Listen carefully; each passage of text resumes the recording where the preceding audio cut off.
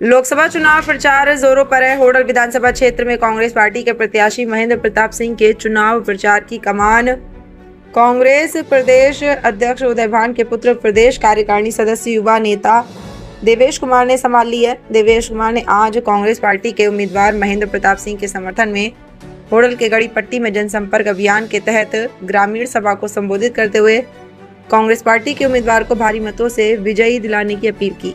कार्यक्रम में महेंद्र प्रताप के पौत्र विधान प्रताप विशेष रूप से उपस्थित हुए।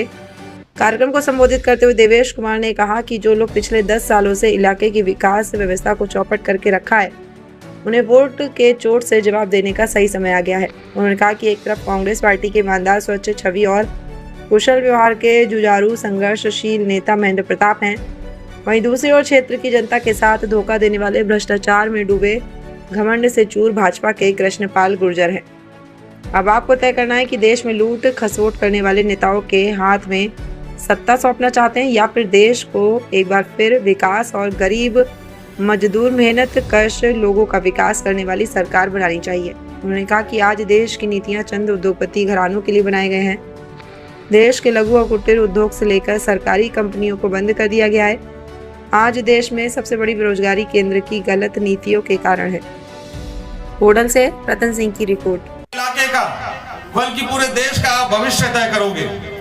आने वाला चुनाव ये कोई आम चुनाव नहीं है, ये बहुत महत्वपूर्ण चुनाव है।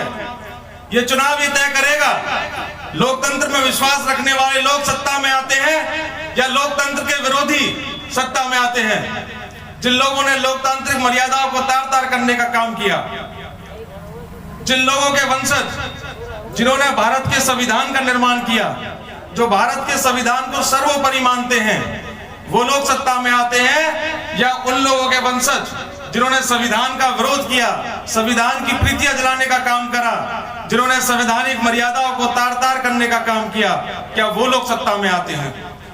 जिन लोगों ने देश की आजादी की लड़ाई लड़ी, अपना सर्वोच्च निछावर किया, देश के लिए बलिदान दिया, उन लोगों के वंशज सत्ता में आते हैं या उन लोगों के वंशज जिन्होंने भारत की आजादी की लड़ाई में किसी प्रकार का कोई हिस्सा नहीं लिया, जो अंग्रेजों के पिट्ठू थे, जो अंग्रेजों के मुखबिर थे, क्या वो लोग सत्ता में आएंगे? क्या वो लोग जिन्होंने देश की एकता अखंडता को बनाने के लिए, उसको बनाए रखने के लिए अपने प्राणों की आहुति दी, जिन्होंने देश को एकता के सूत में पिरोने का काम किया, वो लोग सत्ता में आते हैं या जिन लोगों ने भाई से भाई को लड़ाने का काम किया, जाति, धर्म, मजहब के नाम पे एक दूसरे का इस प्रकार लड़वाने का काम किया, जिन सांप्रदायिक ताकतों की वजह से हमारे देश का विभाजन हुआ, क्या वो लोग सत्ता में आते हैं? वो लोग जो लोग गरीब, किसान, मजदूर, शोषित, वंचित, दलित, पिछड़ा और सर्वहारा वर्ग के लिए जो उनको विकास की मुख्य धारा से जोड़कर उन्हें आत्मनिर्भर बनाना चाहते हैं, या फिर वो लोग सत्ता में आएंगे जो चंद उद्योगपतियों के हाथ की कठपुतली हैं? आज देश की सारी नीतियां उन चंद उद्योगपतियों के लिए बनाई जा रही हैं। देश का सारा धन, देश के सारा संसाधन आज उन लोगों के हाथ में है। साथियों, इसलिए मैंने कहा ये चुनाव बहुत ही महत्वपूर्ण और ऐतिहासिक चुनाव है। ये संविधान को बचाने का चुनाव है, ये लोकतंत्र को बचाने का चुनाव है, ये देश को बचाने का चुनाव है। साथियों, 2014 में बीजेपी की सरकार आने से पहले नरेंद्र मोदी जी कहा करते थे कि अगर हमारी सरकार बनी तो हम युवाओं को प्रतिवर्ष 2 करोड़ युवाओं को रोजगार देंगे। आज 10 साल इस सरकार को हो चुके हैं, 10 साल में भी 2 करोड़ युवाओं को रोजगार इन्होंने नहीं दिया। आज देश में 45 साल की सबसे बड़ी बेरोजगारी है। हरियाणा आज बेरोजगारी में नंबर 1 पर है। हरियाणा के अंदर 2 लाख से ज्यादा सरकारी पद आज खाली पड़े हुए हैं।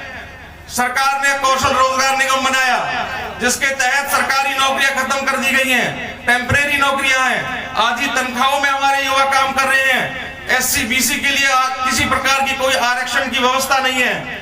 नरेंद्र मोदी ने देश के ऊपर नोटबंदी को थोपने का काम करा, गलत तरीके से GST को इंप्लीमेंट करने का काम करा, जिसकी वजह से लाखों उद्योग धंधे खत्म हो गए, करोड़ों का रोजगार खत्म हो गया। साथियों, आज आप देख रहे हो केंद्र सरकार लगातार निजीकरण की ओर बढ़ता जा रहा है। केंद्र सरकार ने जितने भी हमारी पब्लिक सेक्टर अंडरटेकिंग है, उन सबका प्राइवेटाइजेशन करा है बहुत बड़े स्तर पर। ये खाली SC BC और जो सामान्य वर्ग है, जो सामान्य वर्ग से जो गरीब लोग हैं, ये उनका आरक्षण को खत्म करने का सिर्फ और सिर्फ एक षड्यंत्र है। उसी प्रकार हम अग्निवीर योजना की बात करें, अग्निवीर योजना के तहत भारत की जो सेना है, भारत की जो आर्मी है, पूरी दुनिया में वो अपने शौर्य के लिए जानी जाती है। लेकिन इन्होंने अग्निवीर योजना लेकर आए, 4 साल का रोजगार है, 4 साल बाद फिर से आप बेरोजगार हो जाओगे, रिटायरमेंट के बाद किसी प्रकार की कोई सुविधा नहीं है। इस प्रकार एक धोखा दिया। हमारे गढ़ी गांव से सबसे ज्यादा हमारे इलाके में कहीं से फौजी जाते हैं तो वो गढ़ी गांव से जाते हैं। गढ़ी गांव आपने देखा होगा, पिछले समय में हमारे भाई महेंद्र फौजी वो शहीद हुए। सरकार आई यहाँ पे, बहुत बड़े बड़े वादे करके गए, आज तक उन्होंने बताइए आपके वो गांव में आए उन्होंने क्या करा आज तक भी? तो साथियों, ये समझने की बात है, अग्निवीर योजना के नाम पर इन्होंने लोगों को मूर्ख बनाने का काम करा। आज ये सरकार कहती है, मोदी कहता है कि अभी हम विश्व गुरु बनते जा रहे हैं। हमारे देश की अर्थव्यवस्था आज 5वें नंबर की अर्थव्यवस्था है, बहुत जल्दी 30वें नंबर की अर्थव्यवस्था बन जाएगी। लेकिन आज भी 82 करोड़ लोग 5 किलो के राशन के ऊपर निर्भर करते हैं। ये जो 82 करोड़ लोग हैं, इन लोगों के हाथों को काम चाहिए, इन्हें आत्मनिर्भरता चाहिए। इनको आपका 5 किलो का राशन नहीं चाहिए।